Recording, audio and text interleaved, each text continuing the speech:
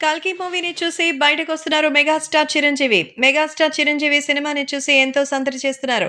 మరి 'కల్కి' సినిమాని చూసిన చిరంజీవి ఎంతో ఆనందంతో 'కల్కి' సినిమా టీమ్‌ని పొగడ్తలతో ముంచెత్తేశారు. ఎందుకంటే నాగ్ అశ్విన్ అలాగే ఇక అశ్విని దత్ కుటుంబం అంతా కూడా తనకి బాగా ఇష్టం కాబట్టి. ముఖ్యంగా ఈ సినిమాలో తనకెంతో ఇష్టమైన కమల్ హాసన్ అలాగే అమితాబ్ బచ్చన్ గారు ఉండడం చాలా గొప్ప విషయం. అలాంటి వాళ్ళతో ప్రభాస్ నటించే అవకాశం రావడం ఎవరికీ సాధ్యమయ్యే పని కాదు. నిజంగా హ్యాట్స్ ఆఫ్ అంటూ నాగ్ అశ్విన్ టీమ్‌ని మెచ్చుకున్నారు చిరంజీవి. ఆ తర్వాత 'కల్కి' సినిమాకి సంబంధించి ఇందులో గెస్ట్ అపియరెన్స్ ఇచ్చిన విజయ్ దేవరకొండ, దుల్కర్, మృణాల్, రాజమౌళి, ఆర్‌జీవి, ఫరియా, అనుదీప్ ఇలా అసలు ఒక్కరంటూ లేదు.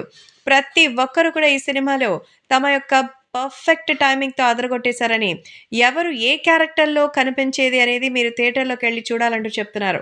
సో, క్లైమాక్స్ పార్ట్ 2 గురించి హింట్ ఇస్తారని అందరూ అనుకున్నారు కానీ, పార్ట్ 2 మాత్రమే కాదు 'కల్కి' సినిమాటిక్ యూనివర్సే ఉంటుందట.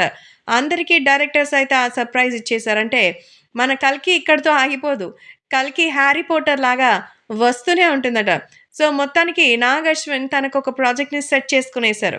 ఆ రేంజ్‌లో ఇప్పుడు మెగాస్టార్ చిరంజీవి అయితే దీనికోసం ఎంతో ఎక్సైటెడ్‌గా ఎదురు చూస్తున్నారట. మన పురాణాలు, ఇతిహాసాల నుంచి కథలు తీసుకొని చేయడం అనేది చాలా ఛాలెంజింగ్ విషయం. భవిష్యత్ తరాల వారికి మన ఇతిహాసాల మీద గౌరవం, అంతేకాకుండా నమ్మకం కలిగించేలా ఈ సినిమాని చూపించారని చాలా చక్కగా ఉంది. మన రాబోయే తరాల వారికి ఇది ఎంతో ఆదర్శప్రాయంగాను, అలాగే ఒక ఇండెక్స్‌గాను ఉండాలని మనస్ఫూర్తిగా కోరుకుంటున్నాను. 'కల్కి' సినిమా చారిత్రాత్మకమైన విజయం అంటున్నారు మెగాస్టార్.